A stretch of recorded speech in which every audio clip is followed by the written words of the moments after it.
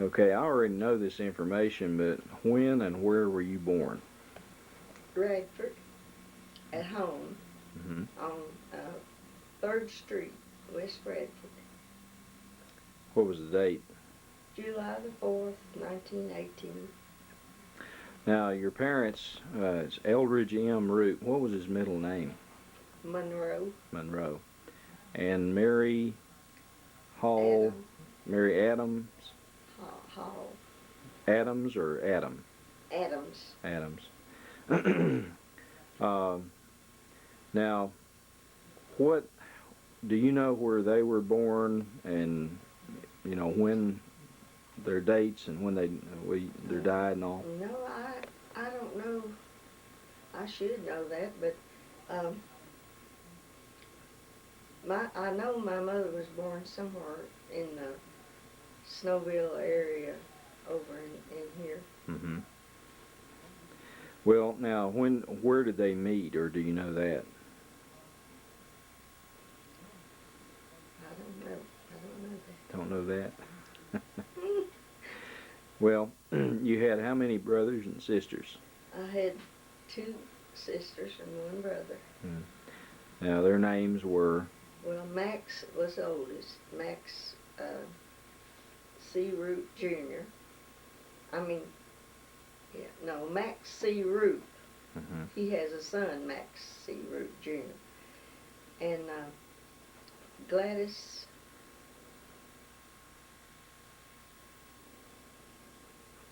Gladys Winfrey Root and Daphne Lucille Root. Okay. They were all older than you. You were the Yes, youngest. I'm the youngest. uh, you told me one time that for a while you lived in Fincastle, Virginia. Was that I right? lived in, yes, when I was a senior in high school, we moved to Fincastle. Why did they do that? Do you know? Yes, my daddy had a general merchandise business and it just kept going down and he couldn't, he and my brother both ran the store and they just couldn't live that on what was coming in because of the big depression. So he sold our home and the store and bought a farm in Fincastle, out from Fincastle, and it had it had three houses on it. It had the house we lived in, and then a house that Max lived in, his family, and also it had a tenant. It was a tenant house.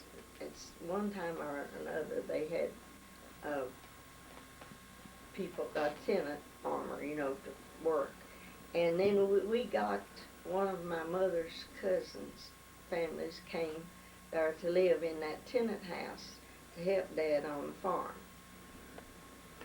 Um, your father died at a fairly young age, didn't he? He was around 60.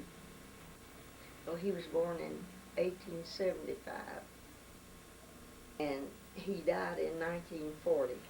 Hmm. So he was 65, about. Um, Now he ran the general store. Was that pretty much all that he did? And he also was a Methodist circuit Lay rider, preacher. a lay preacher. Hmm. About how many did he start some churches? And if so, about He how did. many would you think? He didn't start any churches, but he was very active for the Lord, and would go anywhere that he was called. He even liked to go and preach to black people in Hmm.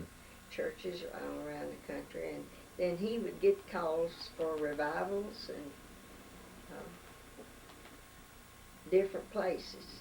Some of the places, I know one place he preached a revival was in Vicar. They called it Vicar Switch then, and he preached around Parrot and Bell Springs and McCoy.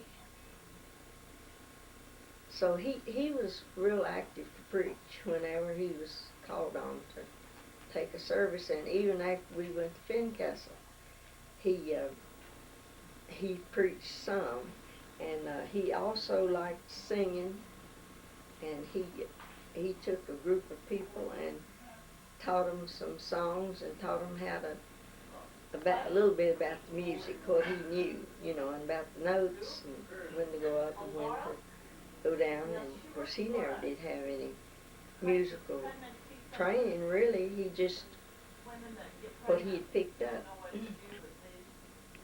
Now, his family, the Root family, do you know how long they've been in America? Were they early settlers of the country, They or? were early. The ancestors came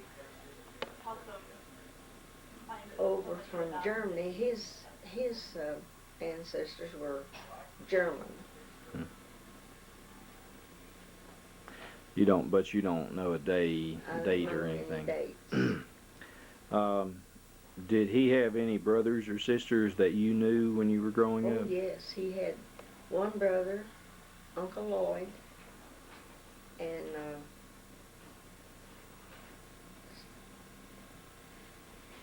I'll just name the sisters: Aunt Kate,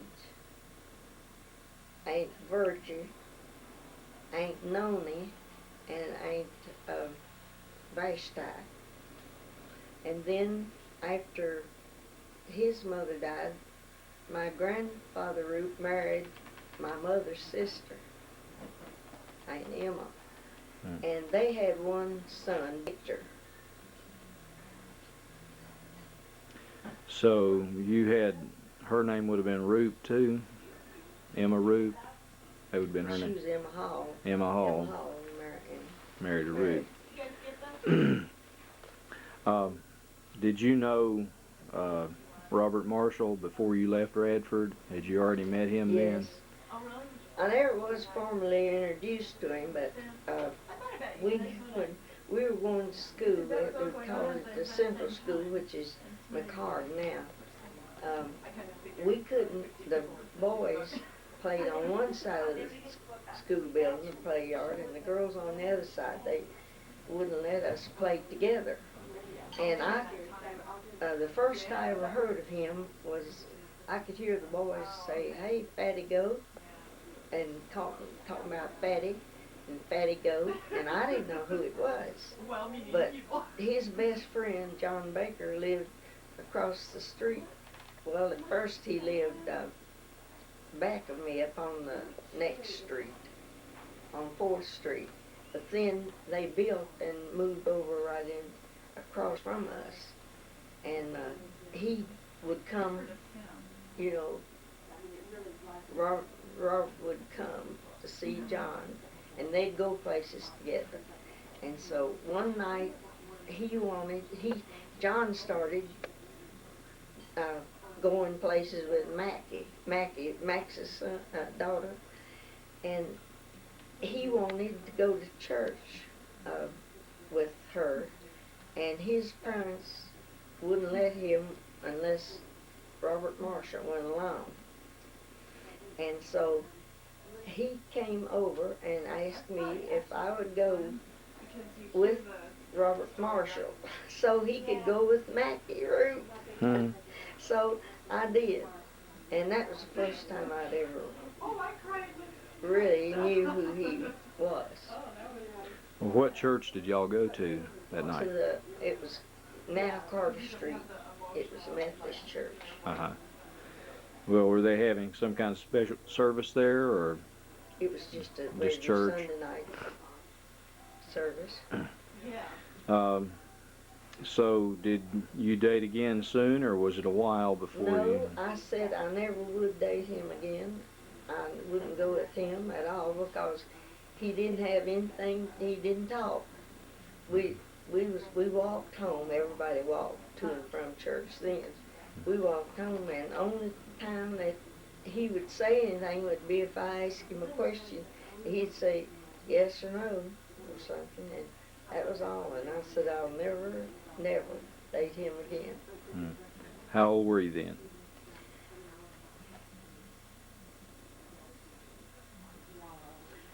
I think I was about 14. About 14. Well, so the next time you went out with him was a year, 2 years, It was few several months, months. several months. When they this was in the winter. This was in the winter, Hmm. and when I went to church with him, and the next time, John wanted to go to a basketball game at Radford High School, and again, you know, his parents, they knew they could trust Robert Marshall. So they said that he could go if Robert went along. So again, I said, well, I'll go so y'all can go. And that time, he was a little more sociable, but not too much. Well, I really didn't give him a second thought Hmm. after that. So was it not long after that that you moved to Fincastle, or was that a while? It was a while. Now, we moved to Fincastle in around the last of December of 1934. And I just had the rest of that school year before I would graduate. Hmm. And so in the next, wait a minute, I'm sorry, I'm wrong. We had been in Fincastle about a year, I believe, and John wanted to come down to see Mackie again. And she just wrote and told him to bring somebody for me. And John's family and a neighbor lived across the street from us, Mary and Sut. They called him his Mary and Dewey Sutton. They came along and brought Robert and John to see us.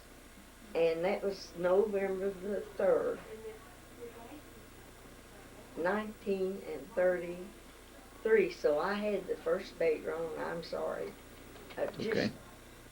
in thinking back, I went with him for 2 years before we got married.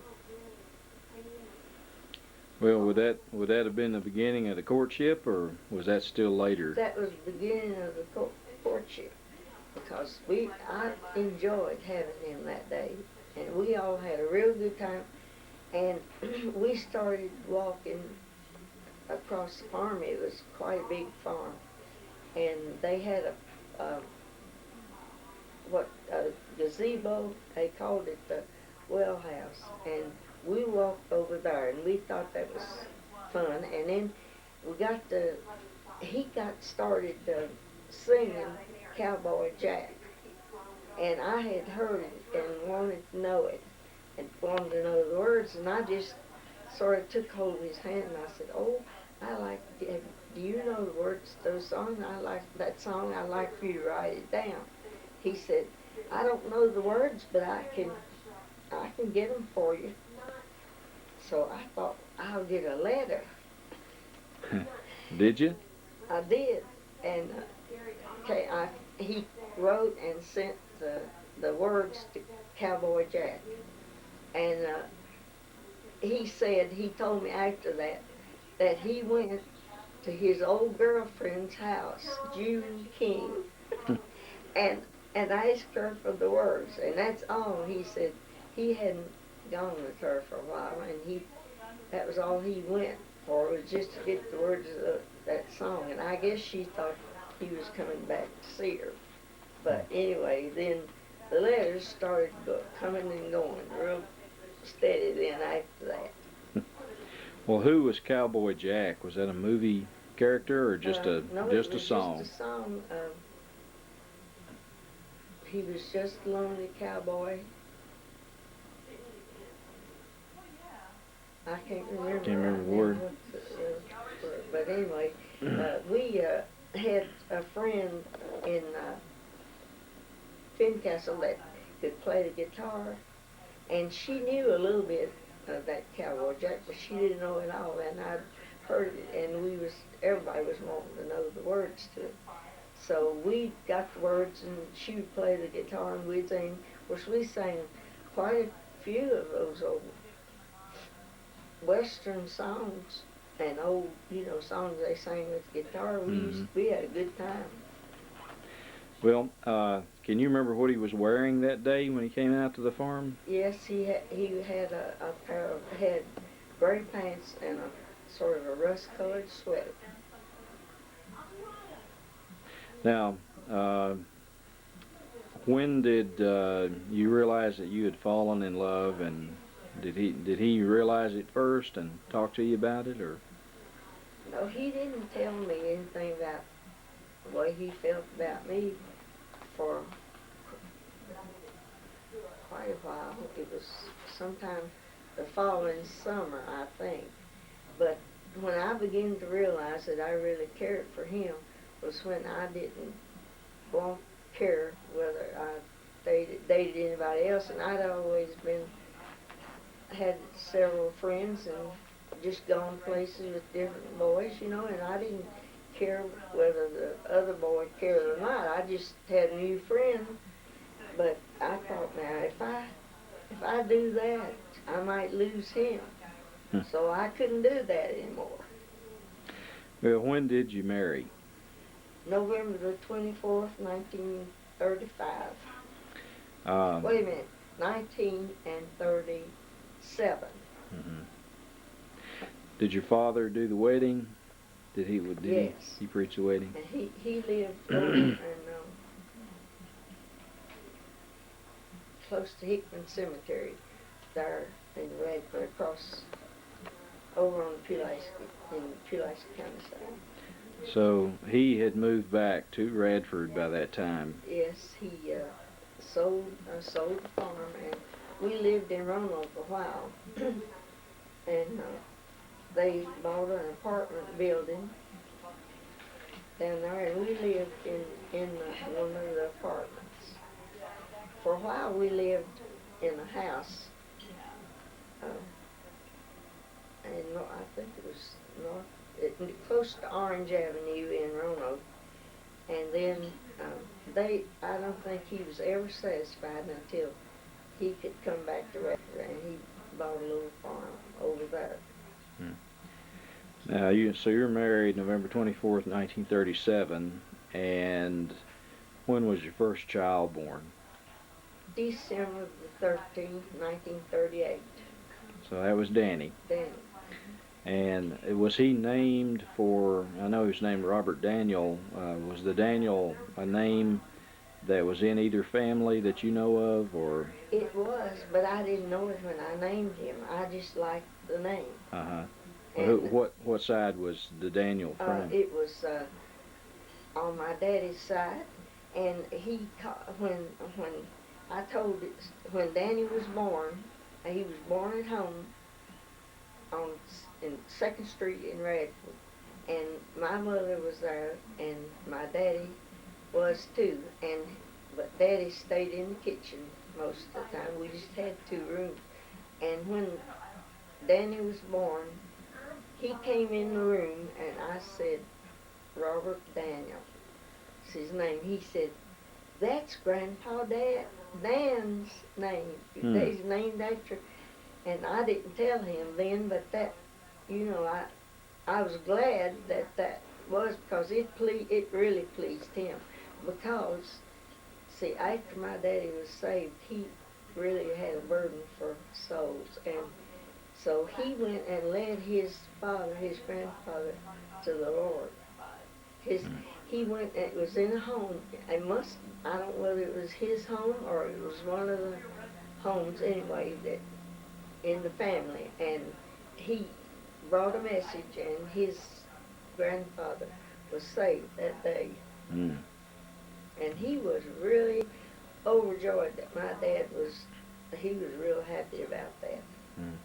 And I didn't know very much about that when I was real young, but Gladys, your Aunt Gladys, told me, and she was so thrilled about that. And because my dad, when he wasn't a Christian when he and Mama got married, and she was, and she kept going on to church, and where she went to church was up on the hill from where we lived on 3rd Street, and they just met out under the trees. And so every Sunday she would try to get him. She is hoping that he would go, and he wouldn't. He'd say, I have to go to the post office and get the mail or something, and he'd take off, or he'd have something else to do. And so finally he got under conviction. I don't know if he'd gone to church with her any at that time, but anyway, the verse that really got him under conviction was, "What will it profit a man though he gain the whole world and lose his soul?" And Daddy was, see, he was a merchant, and he was just all for making money. He wanted to just make more money, and he said that verse, that really got him, and so he was saved and he really he lived it too. He said, I'll stand for the right if I have to stand alone. And I was telling Danny, this is sort of rambling, but as the thoughts come, I'd better say so. I was telling Danny just recently that I was thinking about my dad, and I thought the day that Danny was born, when I heard my mother say, "It's a boy," and Daddy came in, and he said, he came in there praying, thanking the Lord, and then he said, "Lord, have mercy on this little innocent child born in this world of sin." So I told Danny, I said, "Danny, your granddaddy Root was the first person I heard pray out loud for you." And Danny was just getting ready to go up to lead the choir, I think, and I looked up at him, and he had tears running down his cheeks. And I said, "Danny, you know I always loved my daddy, but I said, after the Lord brought that to my memory, I said, I've loved him more ever since." That's great. He was a praying man. I could hear him now. I can just hear him after he'd go to bed at night. Somehow, he didn't have the assurance of salvation. He had a fear of being lost again, and I remember hearing him say, "Oh Lord, please don't let us be lost."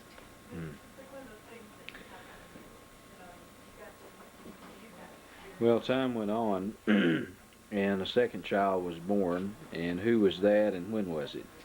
Betty Sue was born July the 30th, 1942. And was she named for anybody in either family that you know of? Your dad wanted to name her Betty Jane, but I said, let's name her after Aunt Sue, Uncle Lloyd's wife, because she was such a dear person to the whole family. So he agreed, so that was what we named. And then he went off to war. Was that right after that, yes, or? Betty was,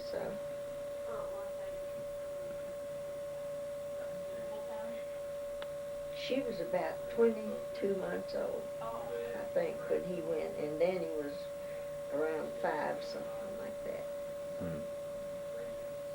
And that was a hard thing for him to be gone. I just couldn't hardly take that at times, but we really kept the road hot. Every time he had liberty, and he would come in, and then every once in a while he would have me come and just spend the weekend with him. One time I went and stayed a whole week in New Bern, North Carolina. Well, then time went on, your final child was born. And when was that? That was Timothy Phillip, and that was August the 31st, 1950. Now, was I named for anybody in either family, or was...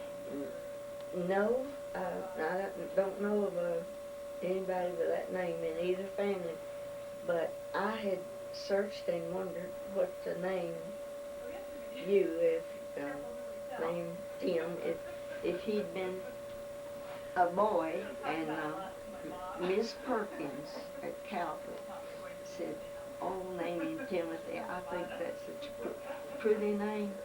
Well, I don't have to decide on Philip, but we thought that Timothy Phillip would be what we'd have. And we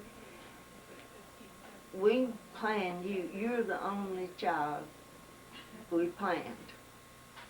We had, Betty was 8, and we had realized how fast that they grew up, and we just said, we want another child, and we want this one to be, we're going to keep him at home more than we did the other two. Daphne and Wallace always loved to get the children, and they loved to go out there, and they would keep them a lot. But we said, this one is going to be home more. We're going to enjoy him. And we did. Well, let's see. I was just wondering, we all did a lot of moving around after I was born, at least within a few years after that. And of all the places you lived outside of here where you are now, which place did you seem to like the best? Oh, Winston-Salem. I hated to leave. I really felt bad about feeling that way, because I did want to do what the Lord wanted us to. But it was very hard to leave Winston-Salem. Mm-hmm. And I grieved a lot for you. Should I say Tim? You can. I grieved a lot for Tim, because he cried and he said, y'all won't let me have any friends. Every time I get friends, I have to move and leave. And I would have given anything if we could have just stayed there, and you could have stayed at Wiley Junior High School and had your friends. And I thought how nice it would be if he could have a church somewhere there. But the Lord didn't open that, and we just did what the Lord wanted us to do. And of course, we've never regretted it, because we've been happy everywhere we've been, because we knew that was what the Lord wanted us to do. Well, to close, what verse of Scripture would you say would be your life verse? What?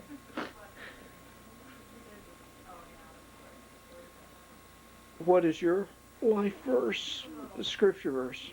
Your favorite Scripture verse? You know, I have so many, but I'll tell you the one that caused me to be saved. And it was like a dream. We had started going over to Calvary Baptist Church, and Brother Thompson had visited us in our home and asked me, he said, "Iris, are you saved?" Well, I had never had anybody ask me that question. I had always had people to ask me if I was a Christian. And it really confused me in a way. And I thought I was a Christian as long as I was, trying to live the best I could. So I said, yes. I went forward in a meeting, in a revival meeting at the Methodist Church when I was 9 years old. But looking back, I realized then, after I began to hear the gospel, that I had realized I was a sinner, and I was really repentant. I was sorry of that. And I was mostly grieved because that I had disobeyed my mother, and at times hadn't been a sweet child like I should. And that's what I repented of. But after I began to hear the gospel, uh, one night I heard this voice. It was, to me, it was in my dream, I guess. And to me, that was the sweetest man's voice I ever heard.